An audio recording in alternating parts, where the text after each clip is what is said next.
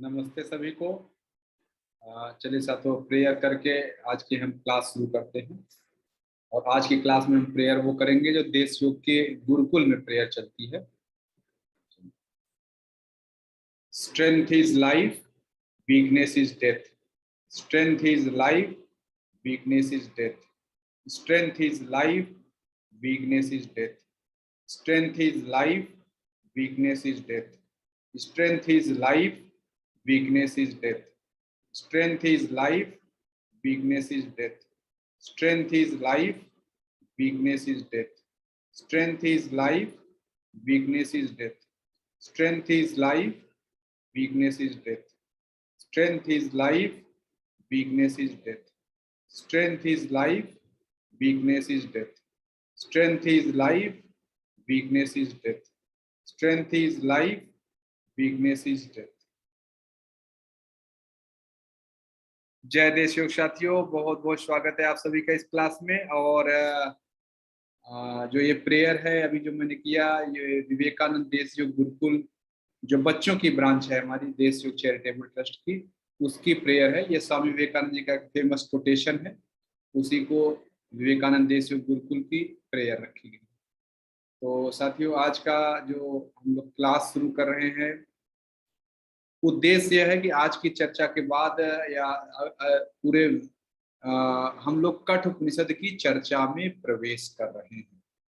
कठ उपनिषद क्या है, यह जानने के लिए पहले हम वेद क्या है, उपनिषद क्या है, यह सब जाने। तो जो आज की क्लास है, आप इसको इंट्रोडक्शन टू वेद एंड उपनिषद, यह आप कर सकते हैं। इसी क्लास से हम लोग कठ उपनिषद की तरफ बढ़ जाएंगे।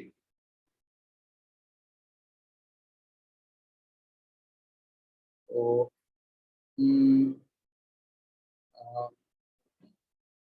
मैं ये समझ पा रहा हूँ कि मेरा वॉइस वीडियो आपको क्लियर है, ऐसा मैं आपसे रिक्वेस्ट करता हूँ। इसको कंफर्म कर दे कि हाँ, वॉइस और वीडियो पूरी तरह से क्लियर है। चलिए हम लोग शुरू करते हैं। तो वेद उपनिषद क्या है, इसके बारे में हम जानने की कोशिश करेंगे। और चूंकि हम कठ उपनिषद की चर्चा करने चल रहे हैं, इस चर्चा से कठ उपनिषद में पहुंच जाएंगे। कठ उपनिषद के बारे में कहा जाता है वो बच्चों का उपनिषद है, बच्चों के लिए बहुत ही लाभकारी उपनिषद है। तो कभी कभी मैं वेद आपको समझाते समय बच्चों की तरह या बच्चों को समझाने के लिए कुछ बात बोलूंगा, तो आप ये समझिए कि जो टारगेट ऑडियंस है, आप ये कह सकते हैं कि बच्चे कठ उपनिषद में जाने के लिए। तो मैं कुछ बच्चों की भाषा कभी आपको बोला तो आप जस्ट उसको ये समझ मानिएगा कि हाँ, मैं बच्चा मान के ही आपको पढ़ा रहा हूँ, ऐसा समझिए। इस क्लास में बच्चे भी जुड़े हैं, बच्चों के पेरेंट्स भी जुड़े हैं, तो वो भी ऐसा समझ ले कि मैं बच्चा मान के ही ये सब कुछ पढ़ा रहा हूँ। तो नमस्ते बच्चों, आप सभी का बहुत बहुत स्वागत है इस क्लास में।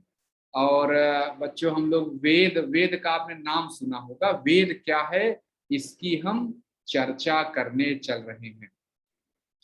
तो बच्चों, मैं आपसे एक चीज बताऊं, पूरी दुनिया में जो सबसे पहला ज्ञान आया वह ज्ञान है योग। योग का ज्ञान, यानी व्यक्ति जितने भी मनुष्य थे उन्होंने सबसे पहले अपने आप को स्वस्थ रखना या अपने आप को उस ईश्वर से एकाकार करने की इच्छा सबसे पहले मनुष्यों में जगी, और यहीं से योग का जन्म हुआ। योग का मतलब अपने आप को परमात्मा से जोड़ना। अब क्या हुआ कि योग अलग अलग एरिया में अलग अलग, जैसे कोई रेगिस्तान में रह रहा है वहां के लिए अलग नियम बनेगा, जो हरियाली पेड़ पौधों के बीच रह रहा है वहां अलग नियम बनेगा, जो पहाड़ पे रह रहा है उसके लिए अलग अलग नियम बनेगा, है कि नहीं। आप जो पहाड़ में रह रहा है उसको तो हमेशा ठंडी लगती है, उसके लिए अगर जब योग का नियम बनाया जाएगा तो जरूर बोला जाएगा कि आप हमेशा स्वेटर पहन के करिए, इनर पहनिए।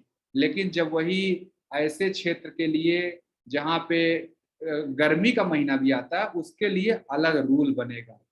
इसीलिए योग करने के लिए अलग अलग नियम बताए गए, और ये जो नियम बताए गए यही आगे चल के धर्म कहलाए। कहते हैं ना कि हम हिंदू धर्म के हैं, हम इस्लाम धर्म के हैं, हम ईसाई हैं, हम बाइबिल फॉलो करते हैं। यह सब अलग अलग धर्म के नाम हैं। योग करने के अलग अलग तरीकों को ही कुछ समय बाद धर्म कहा जाने लगा। और जैसे मैं कहूँ कि योग करने के लिए चूंकि अलग अलग नियम रहेंगे, जब उनकी किताबें लिखी जाएंगी तो अलग अलग होगा, है कि नहीं। पहाड़ वाले लोगों के लिए योग करने का अलग नियम, जो नदी के किनारे रहता है उसके लिए अलग नियम, जो मैदान में रहता है उसके लिए अलग नियम। तो ये जो अलग नियम लिखे जाते हैं, ये जहां लिखे जाते हैं उन किताबों को शास्त्र कहते हैं, स्क्रिप्चर कहते हैं। तो ये मैं बच्चों आप लोग सभी लोगों को समझा पा रहा हूँ। योग, सबसे पहले योग की खोज हुई। योग ही आगे चल के अलग अलग धर्मों के नाम से जाना जाने लगा, और अलग अलग धर्म में अलग अलग पुस्तकें होती हैं। उन्हीं पुस्तकों को शास्त्र कहते हैं। जैसे आप सुने हैं ना, कहते हैं भगवत गीता है, ये बाइबिल है, या कुरान है, या शास्त्र जो है उन्हीं धर्मों की अलग अलग पुस्तकें हैं। हिंदू धर्म में भगवत गीता को शास्त्र माना गया है, और भी रामायण महाभारत ये सब शास्त्र हैं हमारे, रामचरितमानस। इस्लाम में कुरान को शास्त्र माना गया है, ईसाई में बाइबिल को शास्त्र मानते हैं, सिख लोग गुरु ग्रंथ साहब को शास्त्र मानते हैं। ऐसे ही ये जितने भी शास्त्र हैं ये वास्तव में योग की बातें ही करते हैं, इनके अंदर में योग है। तो मुझे लग रहा है मैं आपको ये बता पाया स्क्रिप्चर्स किसको कहते हैं। देश काल अलग अलग जगहों पर योग के लिए बनाई गई लिखी गई पुस्तकें, इन्हें ही शास्त्र कहते हैं। अच्छा, अब तो वेद क्या है। वेद बच्चों वह पार्ट है जो हिंदू धर्म में जैसे स्क्रिप्चर्स है उसको वेद है। जो जो इस्लाम में स्क्रिप्चर उसको क्या बोलते हैं, कुरान बोलते हैं। जो बाइबिल में है उसको क्या बोलते हैं, उसको बोलते हैं सॉरी, जो ईसाई में है उसको बाइबिल बोलते हैं। इसी तरह हिंदू धर्म में जो पुस्तकें हैं उनका नाम है वेद। वेद में जो किसी भी धर्म का हाईएस्ट नॉलेज, सबसे सर्वोच्च नॉलेज उस धर्म के शास्त्र में ही लिखा होता है। जैसे ये कहिए हिंदू धर्म का हाईएस्ट नॉलेज किसमें है, वेद में लिखा है। और इस्लाम का सबसे हाईएस्ट नॉलेज किसमें है, कुरान में लिखा है। अब आप सोच सकते हैं कि क्या वेद अलग है, कुरान अलग है, बाइबिल अलग है, या अलग नहीं है। मूल तत्व सबका एक ही है, योग करना, योग सिखाना, योग अभ्यास करना। सभी में योग अभ्यास की ही बातें कही गई हैं। तो यह मैं बच्चों आप लोगों को समझा पाया कि शास्त्र किसको कहते हैं। जो उपनिषद, जो ये वेद की डिफिनीशन क्या है, पहले लाइन में हमने बताया योग क्या है, धर्म क्या है, स्क्रिप्चर क्या है। अब डिफिनीशन क्या है, वेद का डिफिनीशन। कोई आपसे पूछे कि वेद की परिभाषा, तो पूरी दुनिया में जितने भी शास्त्र हैं, सबसे पुरानी जो पुस्तक है उन्हीं को ही वेद कहते हैं। जो वेद हैं, हिंदू धर्म के जो वेद हैं, ये पूरी दुनिया के सबसे पुरानी पुस्तकें हैं, होली स्क्रिप्चर्स, पवित्र ग्रंथ हैं। और इनमें सबसे हाईएस्ट लेवल का नॉलेज लिखा हुआ है।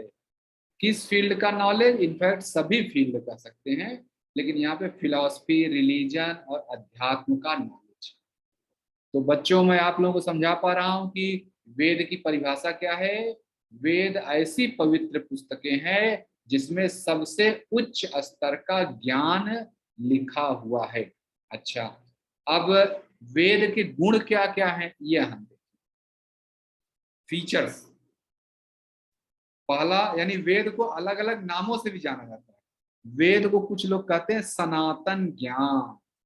सनातन ज्ञान का क्या मतलब है कि वेद में ऐसे ज्ञान लिखा हुआ है जो कभी नहीं बदलेगा, हमेशा वो स्थिर रहेगा, वही चीज हमेशा, यानी इसको सनातन कहते हैं, इसी शब्द को, ऐसा ज्ञान जो कभी नहीं बदलेगा। Eternal knowledge. Eternal knowledge basically क्या है कि ईश्वर ने इस पृथ्वी, इस कायनात को कैसे बनाया, ब्रह्मांड को कैसे बनाया, कैसे यह चल रहा है और क्या यह नष्ट भी हो जाएगा, यही है सनातन ज्ञान। वेद को अलौकिक भी बोलते हैं। अलौकिक मतलब सुपर सेंसुअस नॉलेज।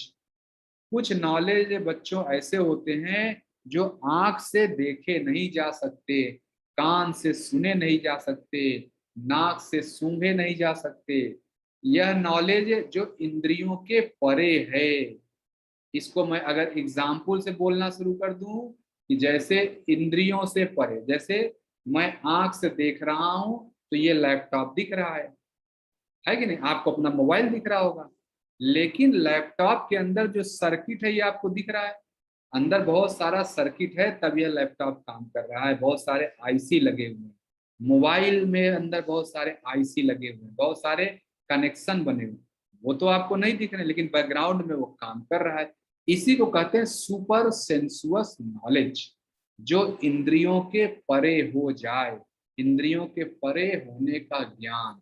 और यह ज्ञान किनको होता है? यह ज्ञान जो साइंटिस्ट लोग होते हैं उनको होता है कि नहीं? ये तो आप भी मानेंगे कि जो साइंटिस्ट होते हैं उनको यह ज्ञान होता है। उन्होंने तो ये चिप बनाई होगी, उन्होंने तो ये सारा कनेक्शन मोबाइल के अंदर का बनाया होगा।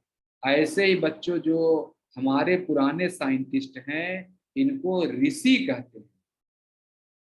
साधु महात्मा ये सब पुराने साइंटिस्ट हैं। उन लोगों को यह सब ज्ञान है। ये लोग योग अभ्यास करते हैं, बैठ के मेडिटेशन करते हैं। मेडिटेशन में इनको बहुत सारा ज्ञान हो जाता है। जब आप भी कभी मेडिटेशन की क्लास से जुड़ेंगे, मेडिटेशन का अभ्यास करेंगे, तो आप यकीन मानिए आप सभी को भी ऐसा ज्ञान होगा।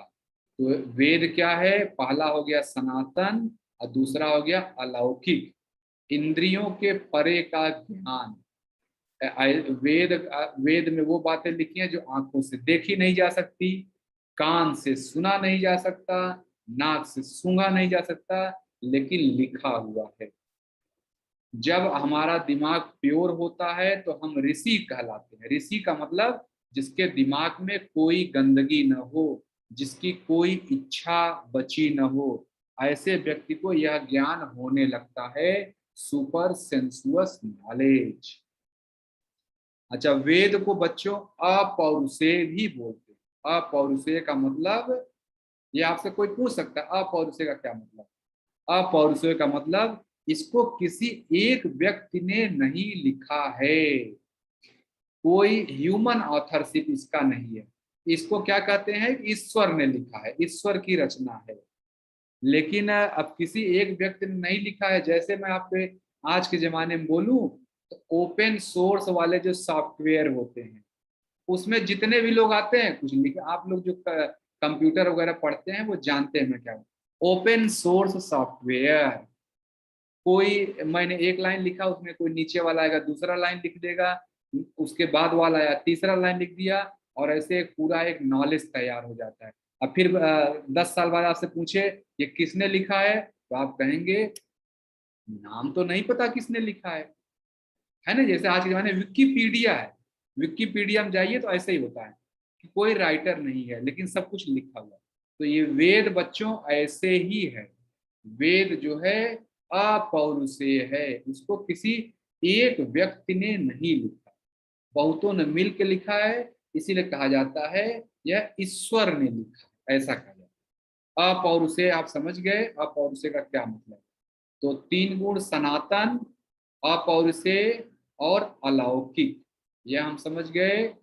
वेद को शब्द ब्रह्म भी बोला जाता है, यानी अगर वेद पढ़ेंगे तो ईश्वर का नाम, जैसे आपका नाम रमेश है, रमेश जब बोला जाए तो आप ही सुनते हैं। मेरा सुभाष नाम है, कोई सुभाष बोलता है तो मैं सुन लेता हूँ। किसी का इसी क्लास में दिनेश नाम होगा, जब दिनेश बुलाया जाएगा तो वही सुनेंगे। वैसे ही वेद जो है यह ब्रह्म का नाम है, जो ईश्वर है उनका नाम है ब्रह्म। क्लियर है? उनका नाम है वेद, यानी ब्रह्म का जो सुप्रीम ईश्वर है उनका नाम है ब्रह्म। और ब्रह्म को अगर बुलाना हो तो क्या करेंगे? वेद पढ़ेंगे। अच्छा, अब वेद को एक और नाम है, इसको श्रुति भी कहते हैं। श्रुति क्यों कहते हैं? क्योंकि हमारे पुराने जमाने में इसको लोग सुन सुन के याद कर लेते थे। पहले कागज, जैसे आज की तरह कागज नहीं होता था, कंप्यूटर नहीं होता था, लोग सुन के याद करते थे। तो वेद के 5 नाम हो गए: सनातन ज्ञान, अलौकिक, अपौरुषेय, शब्द ब्रह्म और श्रुति। है कि नहीं? अच्छा, वेद का शब्द ज्ञान, वेद शब्द कहाँ से आया है? वेद शब्द साथियों आया है, संस्कृत का एक शब्द है विद। विद शब्द से आया है, उसी से निकला है वेद। इसका क्या मतलब होता है? विद शब्द का मतलब जानना, सर्वोच्च ज्ञान को जानना, ईश्वर के साथ एक हो जाना, मोक्ष प्राप्त करना, यह सब वेद शब्द के मतलब है। क्योंकि वेद निकला है विद से, यही मतलब है जानना। ये इटमोलॉजी इसको कहते हैं। शब्द कहाँ से, कभी आपसे कोई पूछे वेद शब्द कहाँ से आया है, विद धातु से आया है। अच्छा, जैसे मैं बार बार कह रहा हूं, वेद पढ़ेंगे, ईश्वर का नाम आएगा, अमर हो जाएंगे। वेद में डिस्कस क्या किया गया है? वेद में बच्चों एक ऐसा ज्ञान भरा हुआ है, मूर्ख से मूर्ख व्यक्ति भी अगर वेद पढ़े, वेद का अभ्यास करे, तो वह हाईएस्ट पोजीशन को अचीव कर सकता है। हाईएस्ट पोजीशन क्या है? स्वयं ईश्वर बन जाना। जो वेद पढ़ता है, वेद की लिखी हुई बातों का अभ्यास करता है, वो कितना भी मूर्ख व्यक्ति हो, वह कभी न कभी ईश्वर बन ही जाता है, धीरे धीरे। अब वेद ऐसा शास्त्र है जिसमें हर व्यक्ति के लिए कुछ है। कोई ऐसा नहीं कि एकदम जो थोड़ा ज्ञानी है उसको कहते हैं आगे से शुरू करो, जो कम ज्ञानी है और पीछे की क्लासेस के पढ़ो, जैसे है कि नहीं? आप लोग कक्षा 1 पढ़ते हैं, 2 पढ़ते हैं, 3 पढ़ते हैं, 4 पढ़ते हैं। कुछ बच्चे इतने तेज होते हैं डायरेक्ट 5 से शुरू करते हैं। तो यहाँ सबके लिए वेद में जो ज्ञान है वो सबके लिए है, अपने अपने क्लास के हिसाब से शुरू कर देते हैं। वेद में जो विषय है उसको 3 तरह से बांटा जा सकता है। एक का नाम है, यानी वेद में कोई आपसे पूछे वेद में कौन कौन सी बातें बताई गई, तो आप क्या बोलेंगे? वेद में पहले कर्म कांड बोला गया। कर्म कांड मतलब क्या? जो रिचुअल्स होते हैं, जैसे चंदन लगाना, माला पहनना, गंगा स्नान करना, मक्का मदीना जाना, यहाँ दर्शन करना, वहां दर्शन करना, और वैष्णो देवी चले जाना, ये सब चीजें जो है, ये सब कर्म कांड में आता है। कोई फूल माला चढ़ाता है, अगरबत्ती जलाता है, यज्ञ करता है, यह सब कर्म। और यह कर्मकांड किनके लिए बने हैं? ऐसे व्यक्ति जिनका दिमाग स्थिर नहीं रहता, उनका दिमाग एक जगह लग ही नहीं सकता, ये लोग डायरेक्ट योग अभ्यास नहीं कर सकते हैं। इसीलिए इनके लिए वेद में लिख दिया गया, आप लोग कर्मकांड करो। इसी बहाने वह व्यक्ति बिजी रहता है, हर एकादशी को पूजा करेगा, जाएगा हनुमान जी के मंदिर दर्शन करेगा। ये जो लोग हैं ये कर्मकांड वाले लोग। अच्छा, जो लोग कर्म कांड करते करते एक अवस्था ऐसी आती है कि बिना मंदिर जाए भी दर्शन होने लगता है। आप घर से दूर बैठे हैं, ऐसे उस मंदिर का ध्यान करके नमस्ते कर लेते हैं, है कि नहीं? एक स्टेज ऐसी आती ही आती है। अब क्या होता है कि आपका माइंड धीरे धीरे स्थिर होने लगा, अब मंदिर की मूर्ति पे आप ध्यान करने लगे। ऐसे लोग जो है आंख बंद करके भी मेडिटेशन जो करते हैं, छोटा छोटा पूजा कर लेते हैं। ऐसे ही दूर से हाथ जोड़ेंगे, कहेंगे हे भगवान मेरा कल्याण करो, सबका कल्याण करो। तो यह उपासना है। तो पहला है कर्म कांड, जो लगातार मंदिर वगैरह जाके दर्शन करते हैं, चंदन लगाते हैं। और दूसरा उपासना कांड है, जो कहीं जाते नहीं, वो घर पे ही बैठ के ईश्वर का जाप करते रहते हैं। तो यह दूसरा विषय है, कर्म कांड, उपासना कांड। तीसरा है ज्ञान कांड।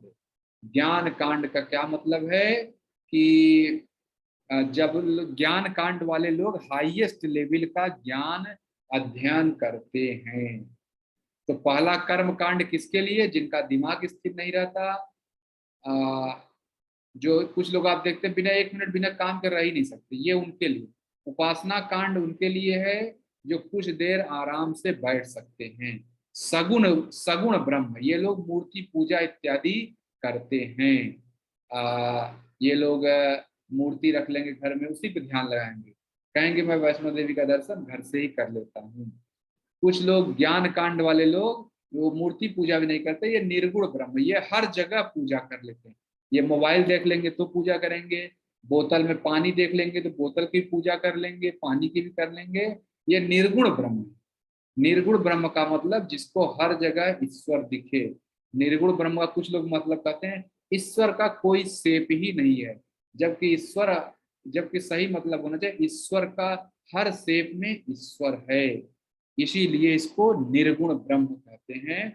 तो बच्चों मैं आपको बता पाया कि उपनिषद में 3 चीजें महत्वपूर्ण है, विषय कंटेंट कौन कौन सी चीजें हैं।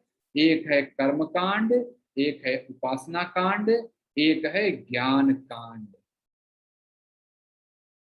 अच्छा, कभी कभी ये मैं बताऊं, कभी कभी बहुत जगह आप देखेंगे या सुनेंगे किसी से, वो लोग कहते हैं वेद में सिर्फ 2 ही चीज है, कर्म कांड और ज्ञान कांड, वो उपासना कांड को नहीं मानते।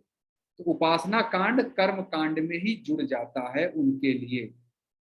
तो अच्छा, वेद कितने तरह के, चले हमने वेद की परिभाषा समझ ली, वेद के अलग अलग नाम देख लिए, वेद में क्या होता है ये भी देख लिए।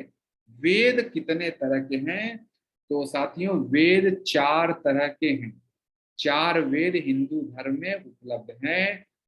ऋग्वेद, यजुर्वेद, सामवेद और अथर्ववेद। 4 वेद हैं। इन वेदों में किसकी चर्चा की गई है ये जान लें। ऋग्वेद में ईश्वर के नाम की महत्ता है। जैसे हम लोग ईश्वर के नाम की महत्ता कैसे, हनुमान चालीसा गाते हैं, कभी शिव स्तोत्र गाते हैं, कोई भी भजन गाते हैं, यह जो ईश्वर की प्रार्थना में, ईश्वर की प्रशंसा में गाए गए गीत, यह ऋग्वेद में। अगला है यजुर्वेद। यजुर्वेद में क्या है कि लोग कर्म कांड कैसे करेंगे, कैसे मंदिर में जाएंगे, कैसे प्रणाम करेंगे, पहले फूल चढ़ाएंगे, पहले जल चढ़ाएंगे, मंदिर में जाकर पहले हाथ धोएंगे या पैर धोएंगे, ये सब जो चीजें हैं, प्रोसीजर ऑफ सैक्रिफाइसेस, यह सब चीज यजुर्वेद में लिखा गया है। और जो म्यूजिक वगैरह, आप लोग कितना अच्छा अच्छा गाना गाते हैं, गाना सुनते हैं, बड़े बड़े गायक हुए हैं, लता मंगेशकर है कि नहीं, अनुराधा पौडवाल, अनूप जलोटा, और क्या नाम है उनका जो गजल गायक हैं, जगजीत सिंह, ये सब लोग जो म्यूजिक गाते हैं बच्चों, यह सामवेद में लिखा हुआ है। सामवेद के म्यूजिक को ही ये अलग अलग तरीके से संगीतज्ञ लोग गाते हैं। और चौथा वेद है अथर्व वेद, जो हमारे शरीर को, मन को प्रसन्न रखने के लिए जो दवाइयां वगैरह होती हैं, मेडिकल साइंस क्या कहता है, जो ये सब अथर्ववेद में लिखा लिखा है। 4 वेद हैं, क्लियर है, ऋग्वेद, यजुर्वेद, सामवेद, अथर्ववेद। ऋग्वेद में क्या है, ऋग्वेद में प्रशंसा के शब्द हैं, यजुर्वेद में प्रोसीजर, पूजा पाठ करने के नियम, सामवेद में म्यूजिक, और अथर्ववेद में मेडिकल साइंस। यह आप लोग समझ गए। अच्छा, जो ऋग्वेद है, ऋग्वेद, यजुर्वेद और सामवेद, लास्ट वाला अथर्ववेद छोड़ दीजिए, इन तीनों को मिला के, ऋग्वेद, यजुर्वेद, सामवेद, इन तीनों को मिला के त्रयी के नाम से बोला जाता है। त्रयी, क्योंकि यह तीनों हमें यज्ञ में सहायता के लिए बहुत ही लाभ होते हैं। अब यजुर्वेद के बारे में एक विशेष चीज है। यजुर्वेद जो बच्चों है, साथियों, जो यजुर्वेद है यह 2 हिस्सों में है। ऋग्वेद सबसे पुराना वेद है, ये आप जानते ही होंगे। यजुर्वेद 2 हिस्सों में बना हुआ है। एक का नाम है शुक्ल वेद, शुक्ल यजुर्वेद, एक का नाम है कृष्ण यजुर्वेद। और कृष्ण यजुर्वेद पुराना, शुक्ल यजुर्वेद बाद में जोड़ा गया है या लिखा गया है या ईश्वर ने बोला। अच्छा, तो यजुर्वेद के दो पार्ट, शुक्ल यजुर्वेद और कृष्ण यजुर्वेद। ये जो कृष्ण यजुर्वेद है इसी में कठ उपनिषद लिखा हुआ है। अभी मैं आगे उसकी चर्चा करूंगा तब आप समझ जाएंगे। यजुर्वेद। अच्छा, अब वेद में जैसे हमने समझा वेद के कंटेंट, ऊपर हमने देखा कर्म कांड, उपासना कांड और ज्ञान कांड, ये वेद के कंटेंट हैं। लेकिन वेद को अगर चैप्टर वाइज करें या अलग अलग हिस्सों में बांटें तो वेद में चार चीजें निकलेंगी। पहले ये आपसे कभी कोई पूछ सकता है, आपको इसको ऐसा याद करना चाहिए जैसे आप कोई एग्जाम देने जा रहे हैं। वेद में कौन कौन से चार पार्ट हैं? पहले पार्ट को होता है संहिता बोलते हैं। संहिता वेद जैसे मान लीजिए चारों पांचों के नाम मैं आपको तो अगर एग्जाम्पल तो समझाना हो, जैसे यह मान लीजिए एक वेद है, यह एक वेद है मान, हालांकि ये उपनिषद किताब है लेकिन अगर वेद होता तो ऐसे इतना ही मोटा लगभग होता है वेद वगैरह ऐसे ही।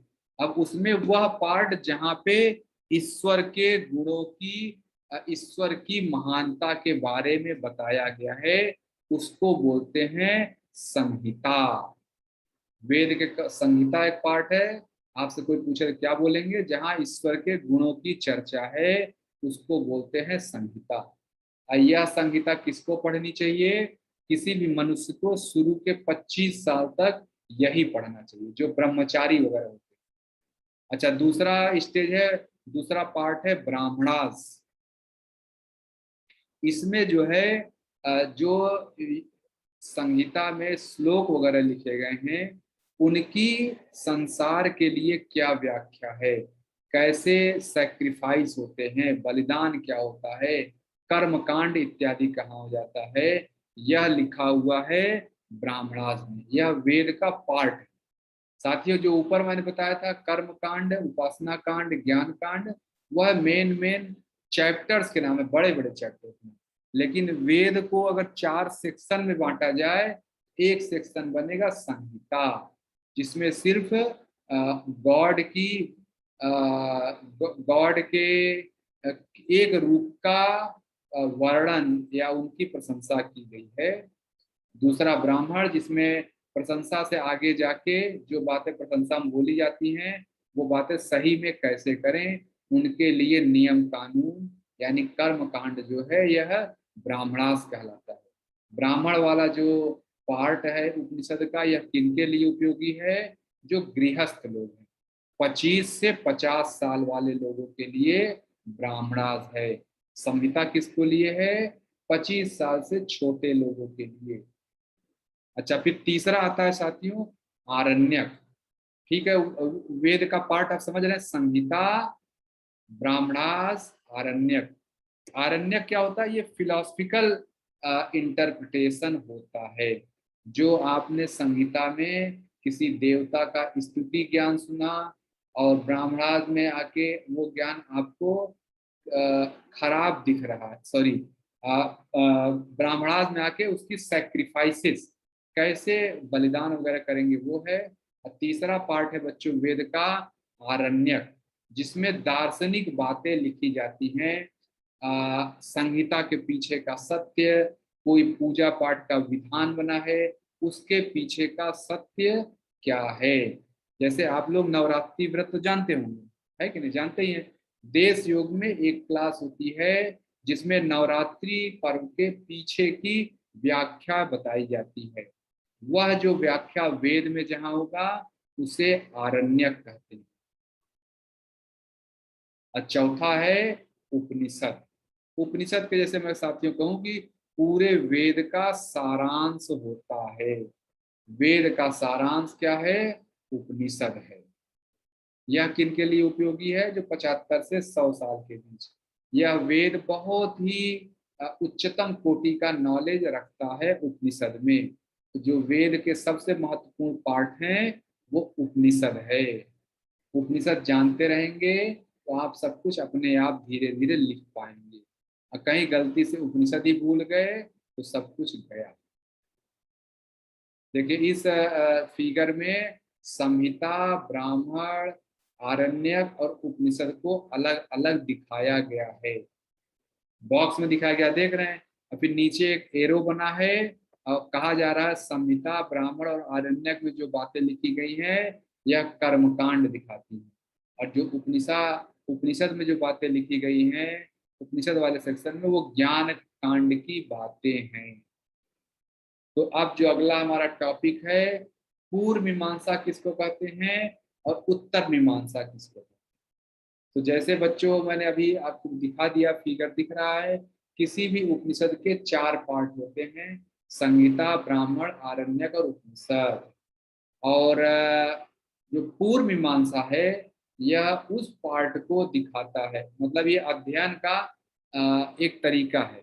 जब हम संहिता, ब्राह्मण और आरण्यक तक ही स्टडी करते हैं तो इसको कहा जाता है आप पूर्व मीमांसा स्टडी कर रहे हैं। जब आप चारों संहिता, ब्राह्मण, आरण्यक, उपनिषद सब स्टडी करते हैं तब आप ज्ञान कांड में कहे जाते हैं।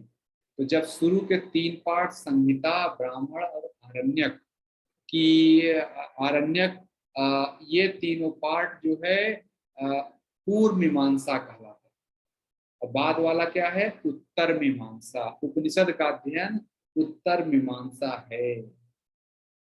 तो ये फिगर से आपको क्लियर है, वेद के 4 पार्ट होते हैं बच्चों। साथियों कौन कौन से, संहिता, ब्राह्मण, आरण्यक और उपनिषद।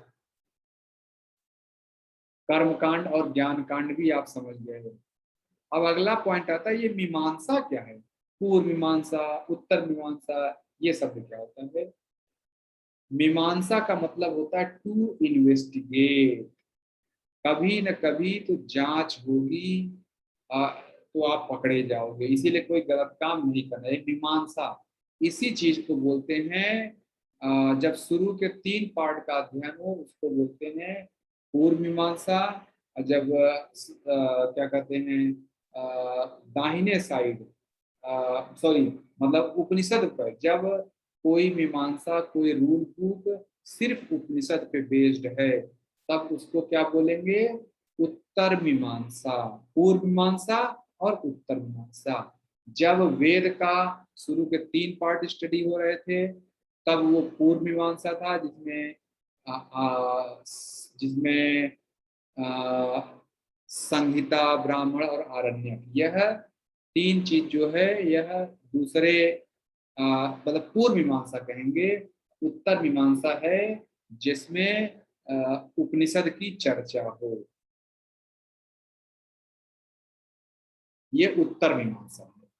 अच्छा, मैं आपको एक बात ये बताऊं कि पूर्व मीमांसा जो धर्म है, पूर्व मीमांसा जो रूल बुक है, वह किसने लिखा था, जैमिनी जी ने। ऋषि हैं जैमिनी जी, एक ऋषि थे।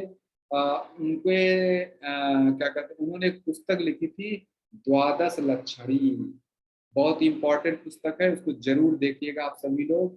पूर्व मीमांसा, वेद के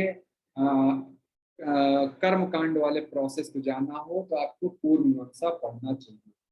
लेकिन अगर आप किडनैप, सॉरी किडनैप नहीं, मतलब उत्तर मीमांसा, उत्तर मीमांसा में क्या है कि, अच्छा एक चीज मैं बोलकर छूट गया, जो पूर्व मीमांसा है इसको जैमिनी जी ने लिखा था, उनकी पुस्तक का नाम द्वादश लक्षणी था, और जिसमें वेद के बारे में चर्चा की गई है।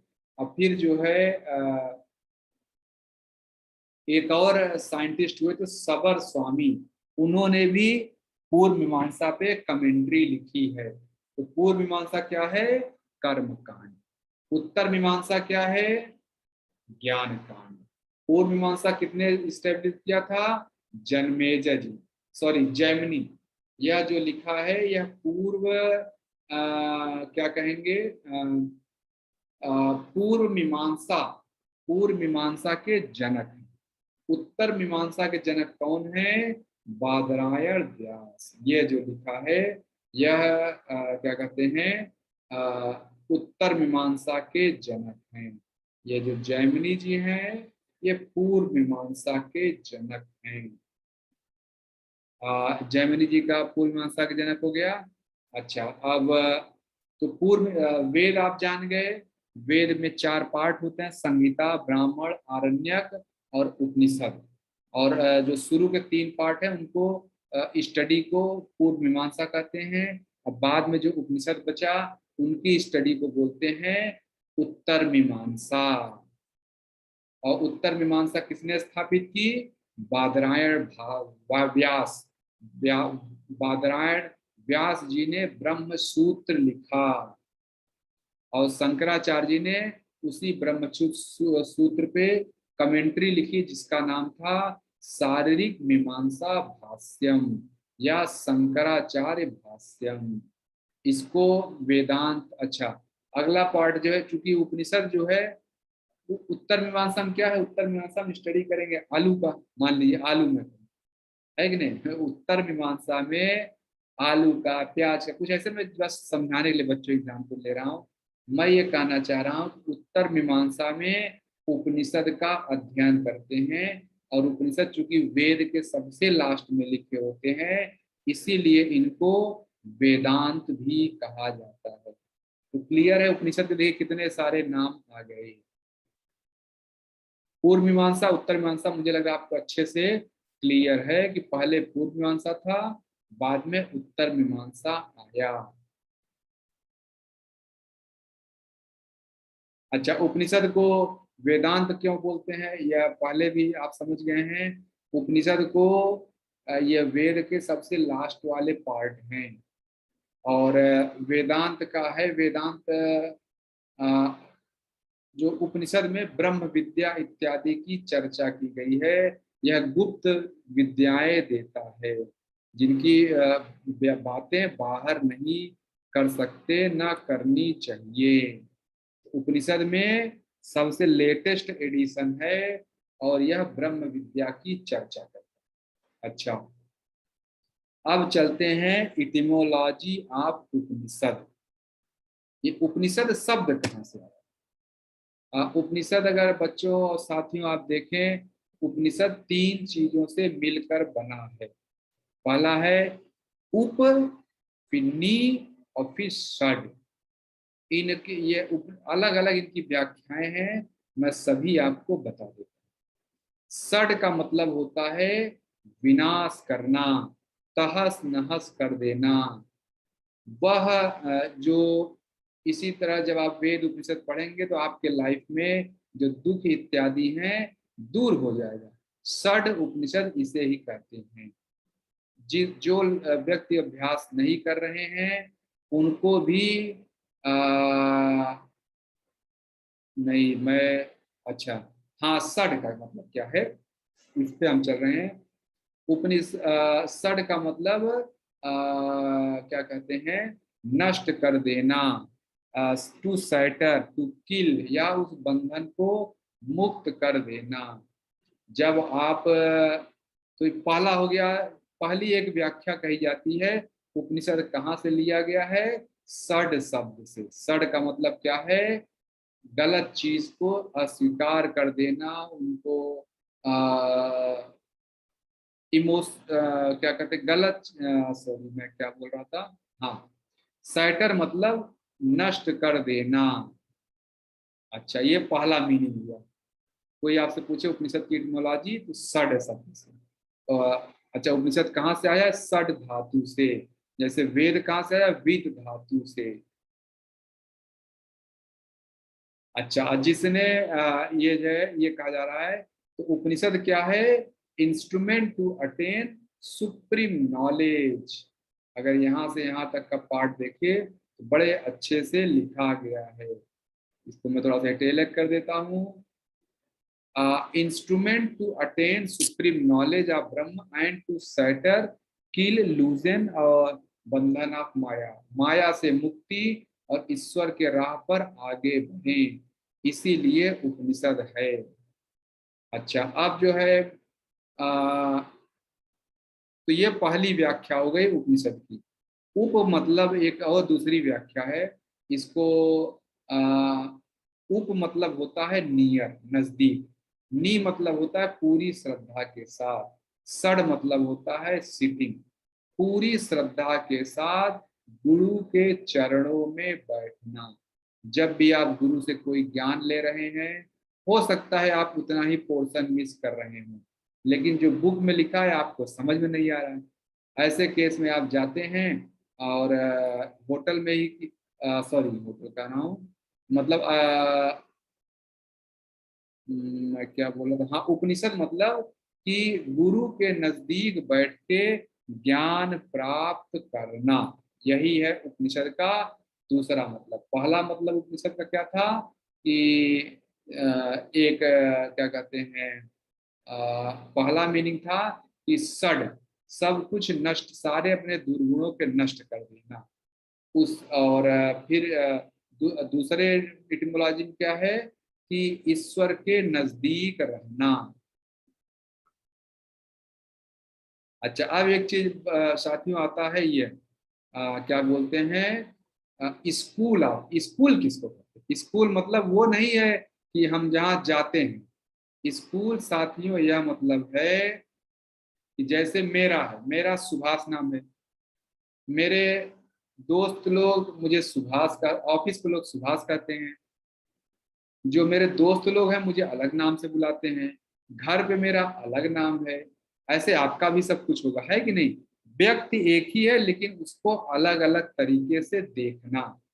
मुझे मेरे मेरी अम्मा मुझे अलग निगाह से देखती हैं कि मेरा बेटा है, मेरे ऑफिस के बॉस मुझे अलग निगाह से देखते हैं, यह मेरा सबॉर्डिनेट है, एम्प्लॉय है। ऐसे ही बच्चों, वेद को या वेदांत बेसिकली कहें, जो आखिरी वेद का आखिरी पार्ट है, जिसको हम बोलते हैं उपनिषद, इसको अलग अलग तरीके से व्याख्या की गई है। जो अलग अलग व्याख्याएं हैं, इन्हीं को स्कूल कहते हैं। क्लियर है? स्कूल्स ऑफ वेदांत, इसका मतलब विभिन्न तरह के उपनिषद की व्याख्याओं को लेके क्या मत मतांतर हैं, वही हम अध्ययन करने चल रहे हैं। पहला है द्वैत वेदांत।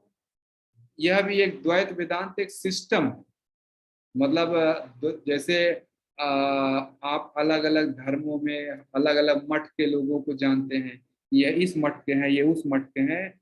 ऐसे ही द्वैत वेदांत, यह एक स्कूल है, वेदांत का एक विचार है, जिसमें जीवात्मा और परमात्मा को दोनों ही परमानेंट माना गया है और दोनों को अलग अलग। फिर अगला स्कूल है विशिष्ट अद्वैत। विशिष्ट अद्वैत क्या करता है कि ये कह रहा है कि दोनों आत्मा और परमात्मा क्या कहते हैं, सिमिलर हैं, एक जैसी हैं। पहले वाले में क्या बोला गया, द्वैत वेदांत में आत्मा और परमात्मा दो अलग चीजें। विशिष्ट अद्वैत में बोला गया कि दोनों दिखने में एक जैसी लगती हैं लेकिन अंतर है। यानी यहाँ विशिष्ट अद्वैत में विशिष्ट अद्वैत में जीवात्मा और परमात्मा को माना गया, ये एक ही नहीं है लेकिन सिमिलर हैं। जैसे समुद्र के एक गिलास का पानी और समुद्र का पानी दोनों एक ही जैसा होगा, तो क्या गिलास को आप समुद्र कहने लगते हैं? नहीं कहते हैं, है कि नहीं? इसको विशिष्ट अद्वैत कहते हैं। अच्छा, जहां पे सिमिलर है, पहले वाले में तो कहा जा रहा है एकदम अलग है, इसमें कहा जा रहा है कि आइडेंटिकल नहीं है लेकिन सिमिलर हैं। और तीसरा स्कूल है अद्वैत का। अद्वैत वेदांत कहता है जीवात्मा और परमात्मा सब कुछ एक ही है। तो इन तीनों में जो मेरी समझ है, कोई मुझसे पूछे कि कौन सबसे अच्छा है, तो मैं कहूंगा अद्वैत। यह जीवात्मा को एकदम ईश्वर के जैसा मानता है। यानी हमारा मैक्सिमम विकास कहाँ संभव है? अद्वैत में। इसीलिए हर जगह मैं बोलता रहता हूँ कि हम लोग उपनिषद पढ़ें, उपनिषद पढ़ें। तो स्कूल क्लियर हो गया, तीन स्कूल मतलब तीन विचार। द्वैत जिसमें आत्मा परमात्मा एकदम अलग है, दूसरा विशिष्ट अद्वैत, आत्मा परमात्मा तो एक हैं लेकिन आइडेंटिकल नहीं है, सिमिलर हैं, है कि नहीं? देखने में वो ऐसा लगते हैं लेकिन है नहीं। और तीसरा है अद्वैत जिसमें बोला गया आत्मा और परमात्मा एक ही हैं, तो सारा कष्ट ही खत्म हो गया। अच्छा, अब आखिरी टॉपिक जो आज की क्लास का, प्रिंसिपल उपनिषद ये क्या है? ये मैं बच्चों आपको एक चीज बताऊं कि एक उपनिषद, जैसे कहा जाता है उपनिषद 108 है। अब 108 कहाँ लिखा है? क्या कहीं स्टोर है? ऐसा कहीं नहीं लिखा हुआ है। एक उपनिषद है मुक्तिका उपनिषद। मुक्तिका उपनिषद में ही व्याख्या करते करते जो ईश्वर हैं वहां पे 108 नाम का जप रोक दिया। जो सॉरी, मुक्तिका उपनिषद में 108 उपनिषद हुए। ये मुक्तिका उपनिषद में 108 उपनिषद हैं, इनके नाम लिखे हुए हैं। इसीलिए जनरली बोला जाता है कितने उपनिषद हैं? 108। मान लिए कल को खोज हो जाए, दो उपनिषद और निकल आए जो सबसे बड़े हैं, तो उनको 108 के ऊपर जगह देनी पड़ेगी, है कि नहीं? तो मुक्तिका उपनिषद में 108 नाम लिखे गए हैं उपनिषद के। उन 108 नामों में 10, 108 जो उपनिषद हैं उसमें से 10 उपनिषद ऐसे हैं जिसपे स्वयं भगवान शंकराचार्य जी ने कमेंट्री लिखी है। अब इन्हीं 10 उपनिषद को क्या बोलते हैं? प्रिंसिपल उपनिषद। तो यह पूरा चीज मैं आपको समझा पाया। वेद क्या है, वेद के अलग अलग नाम क्या है, उपनिषद क्या है, वेद के कौन कौन से 4 पार्ट हैं, क्वेश्चन आंसर वगैरह कैसे डिजाइन करते हैं या करेंगे, और उसके अलावा मेजर क्या कहते हैं, ये जो 10 उपनिषद है जिसपे उन्होंने कमेंट्री लिखी, कौन कौन से हैं? ईश उपनिषद, केन, कठ, प्रश्न, मुंडक, मांडुक्य, ऐत्रेय, तैत्रीय, छंदोग्य, बृहद आदि।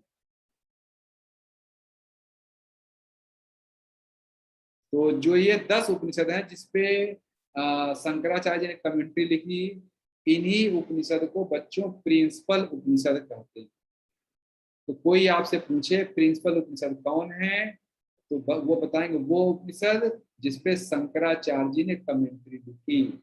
फिर आपका नाम पूछा जा सकता है, सॉरी उपनिषद के नाम बता सकते हैं, 10 उपनिषद के नाम। तो कोशिश करें इसको आप याद कर लें। ईश उपनिषद, केन उपनिषद, कठ उपनिषद, प्रश्न उपनिषद, मुंडक उपनिषद, मांडक उपनिषद, ऐत्रेय, तैत्रीय, छंदोग्य, बृहद आरण्यक। यानी यह, अच्छा, ये जो 10 उपनिषद है प्रिंसिपल, तो प्रिंसिपल शब्द सबसे पहले क्या शंकराचार्य जी ने स्वयं लिखा था कि ये प्रिंसिपल उपनिषद रहेंगे? ऐसा नहीं है। 18वीं शताब्दी के बाद देश योग में बहुत सारे क्या कहते हैं, बहुत हाँ, प्रिंसिपल उपनिषद, जैसे जिसपे शंकराचार्य ने कमेंट्री लिखा उसको कहते हैं प्रिंसिपल उपनिषद।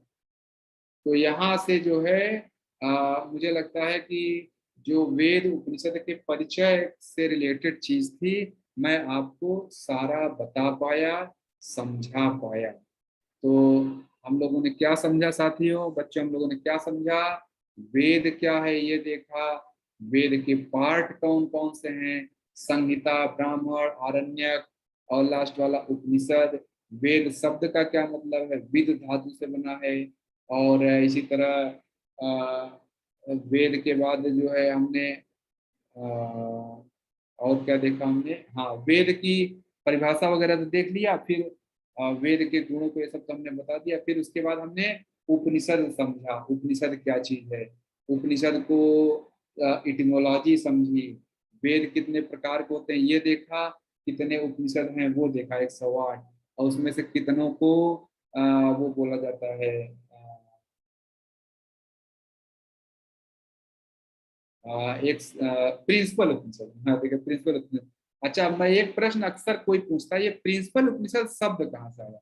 क्या प्रिंसिपल शंकराचार्य खुद बोल गए थे? बिल्कुल ऐसा नहीं है।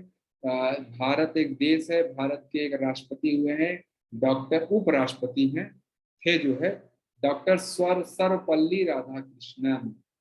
सर्वपल्ली राधाकृष्णन, उन्होंने ही शंकराचार्य जी द्वारा लिखी गई जिन पे शंकराचार्य ने कमेंट्री लिखा उसको एक जगह रखा और ये कह दिया यह जो है